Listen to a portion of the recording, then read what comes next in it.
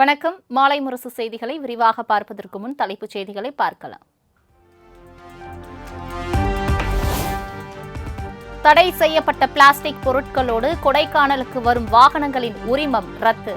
கூடுதலாக 1000 வாகனங்கள் நிறுத்தும் வகையில் 4 இடங்களில் பார்க்கிங் வசதி ஏற்படுத்தப்படும் எனவும் மாவட்ட ஆட்சியர் தகவல்.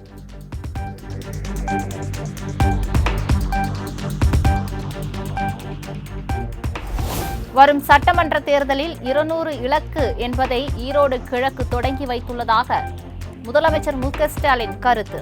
பெரியார் மீது அவதூறுகளை அள்ளி வீசிய கைக்கூலிகளுக்கு டெபாசிட் பறிபோகும் வகையில் மக்கள் சரியான பாடம் புகட்டி இருக்கிறார்கள் எனவும் அறிக்கை.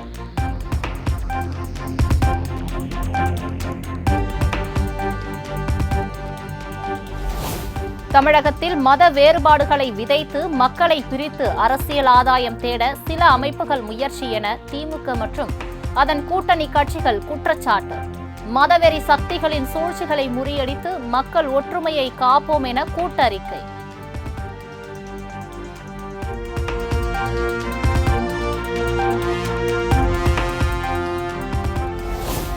தமிழகத்திற்கு எதிரான மத்திய பாஜக அரசின் அநீதியான அணுகுமுறைக்கு எல்லையே இல்லை என முதலமைச்சர் மு.க.ஸ்டாலின் குற்றச்சாட்டு.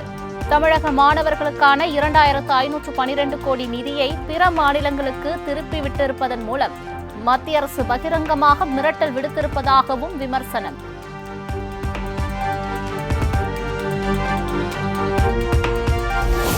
தமிழ்நாட்டுக்கான கல்வி நிதி மறுப்பு உரிமைக்காக போராடும் மாணவர்களை தண்டிக்கும் செயல் என முதலமைச்சர் கண்டனம். இந்திய வரலாற்றில் இதுவரை எந்த அரசும் கல்வித்துறையில் அரசியல் பழிவாங்கலை அரங்கேற்றியதில்லை என சாடல்.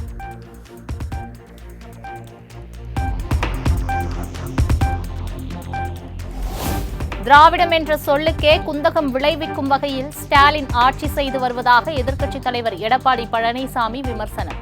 பாலியல் குற்றங்களை கட்டுப்படுத்தாமல் மன்னன் நகர்வலம் போவது போல் ஸ்டாலின் நகர்வலம் போக ஆரம்பித்துள்ளதாகவும் சாடல்.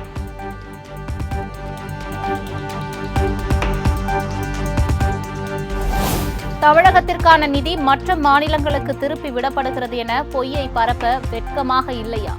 செயல்படாத திட்டத்திற்கு மத்திய அரசு எவ்வாறு நிதி வழங்கும் என்று முதலமைச்சர் மு.க.ஸ்டாலினுக்கு அண்ணாமலை சரமாரி கேள்வி.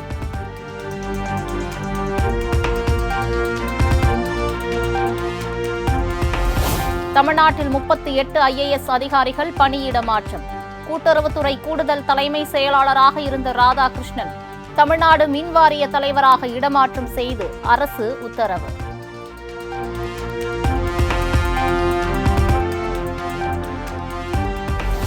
கூட்டுறவு, உணவு மற்றும் நுகர்பொருள் பாதுகாப்புத்துறை முதன்மை செயலாளராக சத்யபிரதா சாஹூ நியமனம்.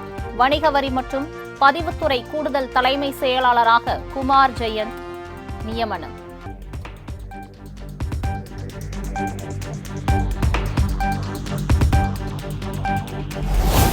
கோவை ஆட்சியராக பவன்குமார் கிரியப்பனவர் மற்றும் தேனி மாவட்ட ஆட்சியராக ரஞ்சித் சிங்கை நியமனம் செய்து தமிழக அரசு உத்தரவு.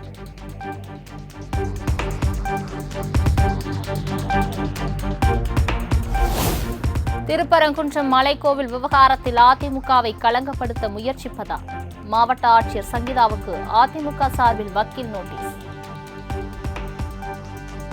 நாங்கள் குறிப்பிட்டதைப் போல இவர் மீது ஒரு மாவட்ட ஆட்சித்தலைவர் ஒரு அரசியலாக அதிமுக என்ற மாபெரும் இயக்கத்தை களங்கப்படுத்த நினைத்ததால் அவர் மீது சட்டப்படி வழக்கு தொடுக்க வேண்டும் என்ற உணர்வோடு அன்றைக்கு உங்கள் மத்தியிலே சொல்லியிருந்தோம். அந்த அடிப்படையில் எங்கள் கழக பொதுச் செயலாளர் அருமையான எடப்பாடியாரிடம் இந்த தகவலை சொல்லி அவரிடம் அனுமதியை பெற்று இப்போது சட்ட நடவடிக்கை மேற்கொள்வதற்கு அனைத்து இந்திய அண்ணா திராவிட முன்னேற்ற கழகம் குறிப்பாக சட்டமன்ற உறுப்பினர் அடிப்படையிலும் மாவட்ட செயலர் அடிப்படையிலும் நான் அதற்கான பணியினை தொடங்கி இருக்கிறேன்.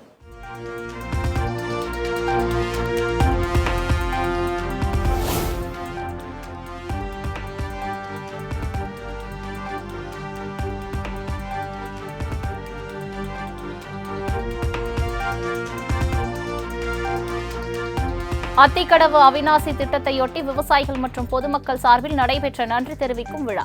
மாட்டு வண்டியில் வருகை தந்திறங்கிய எதிர்க்கட்சித் தலைவர் எடப்பாடி பழனிசாமிக்கு உற்சாக வரவேற்பு.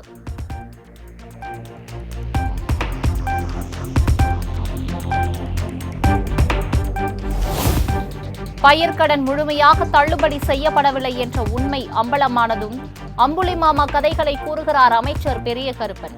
உண்மையான பதில் வரும் வரை கேள்விகள் தொடரும். இது ஒவ்வொரு துறை அமைச்சருக்கும் பொருந்தும் என அண்ணாமலை காட்டும்.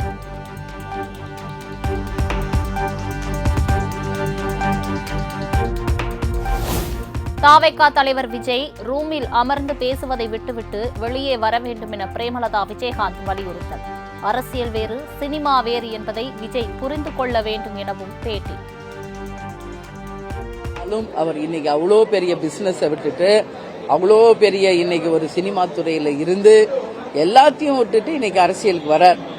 அது நம்ம பாராட்டணும். முதல்ல இன்னைக்கு வரணும்னு நினைக்கிறாரு, இளைஞரா இருக்காரு. என்ன சாதிக்க போறார், என்ன சரித்திரம் படைக்க போறார் அப்படிங்கறத உங்களை மாதிரி நாங்களும் வெயிட் பண்ணிக்கிட்டு இருக்கோம். முதல்ல அவர் நாளுக்கு நாள் ரூம்ல உட்காந்து பேசுறதை விட்டுட்டு பொது வேலைக்கு வரணும். மக்கள்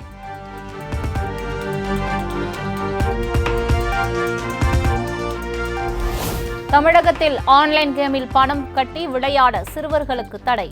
புதிய விதிமுறைகளை வெளியிட்டது தமிழ்நாடு ஆன்லைன் கேமிங் ஒழுங்குமுறை ஆணையம்.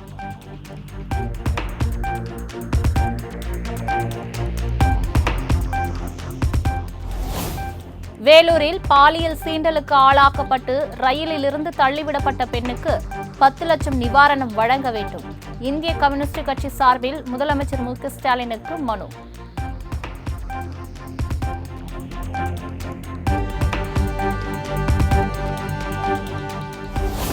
ராமநாதபுரம் மாவட்டம் பரமக்குடியில் ஐயனார் கோவிலை நடிகர் வடிவேலுவின் ஆதரவாளர் அபகரிக்க முயற்சிப்பதாக புகார். கோவில் அறங்காவலரை கண்டித்து கிராம மக்கள் போராட்டத்தில் ஈடுபட்டதால் பரபரப்பு.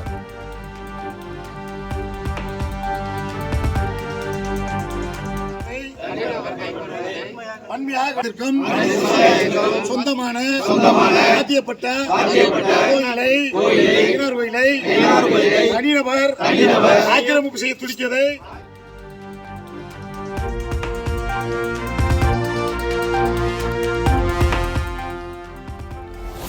கோவையில் 8வது வாரமாக களை கட்டிய ஹாப்பி ஸ்ட்ரீட் நிகழ்ச்சி. குழந்தைகள் முதல் பெரியவர்கள் வரை கலந்து கொண்டு ஆடிப்பாடி கொண்டாட்டம்.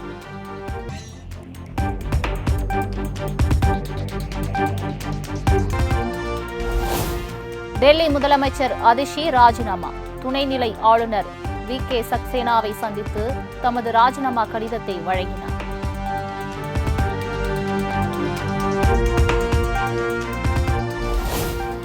டெல்லியில் பெண்களுக்கு மாதந்தோறும் 2500 ரூபாய் இலவச மின்சாரம் உள்ளிட்ட வாக்குறுதிகளை மார்ச் 8ஆம் தேதிக்குள் பாஜகவினர் நிறைவேற்ற வேண்டும்.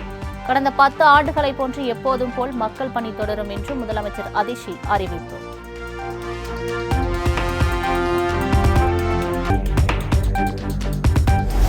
டெல்லியில் அரவிந்த் கெஜ்ரிவாலை எதிர்த்து போட்டியிட்டு வெற்றி பெற்ற பர்வேஷ் வர்மாவுக்கு சொந்த ஊரில் உற்சாக வரவேற்பு.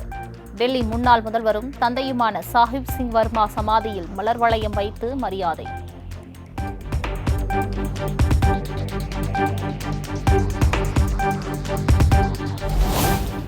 புதுடெல்லி தொகுதியில் வெற்றி பெற்ற பாஜக வேட்பாளர் பர்வேஷ் வர்மா வாகன ஓட்டிகளுக்கு இனிப்பு விநியோகம். அரவிந்த் கெஜ்ரிவாலை சுமார் 4000 வாக்குகள் வித்தியாசத்தில் வீழ்த்தியதை அடுத்து கொண்டாட்டம்.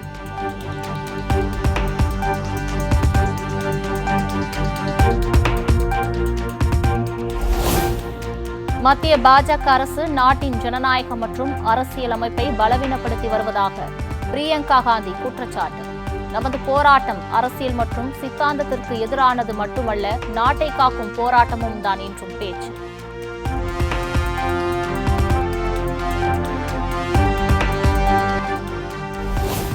உத்தரப்பிரதேச மாநிலத்தில் நடைபெற்று வரும் மகா கும்பமேளாவில் இதுவரை 41 கோடிக்கும் மேற்பட்டோர் புனித நீராடல்.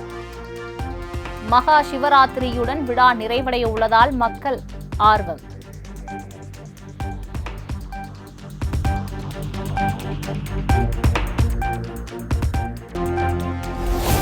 கொல்கத்தாவில் மருத்துவ மாணவி பாலியல் வன்கொடுமைக்கு ஆளாக்கப்பட்டு கொல்லப்பட்ட விவகாரம். நீதி வழங்க கோரி மாணவியின் பிறந்த நாளில் 100க்கும் மேற்பட்டோர் அமைதி பேரணி.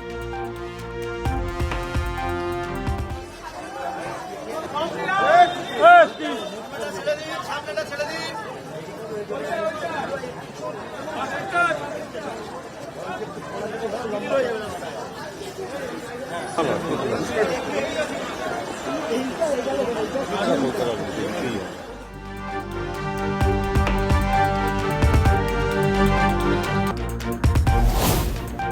ராஜஸ்தானில் விமர்சையாக நடைபெற்ற தன்பாலின ஈர்ப்பாளர்களின் பேரணி. இசைக்கேற்ப நடனமாடி உற்சாகம்.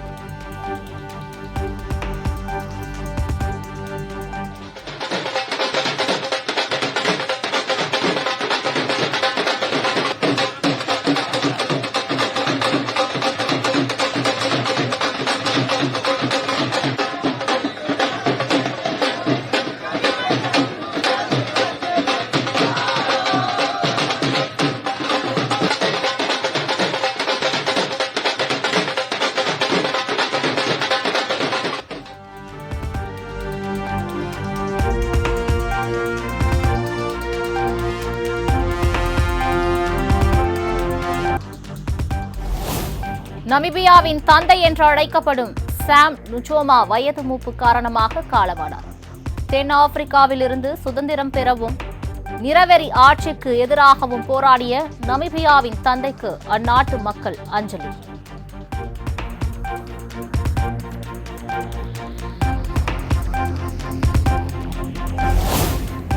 சென்னை விமான நிலையத்தில் லோகேஷ் கனகராஜின் கூலி படப்பிடிப்பு. ரஜினிகாந்த் நடிக்கும் முக்கிய காட்சிகள் படமாக்கப்பட்டதாக தகவல்.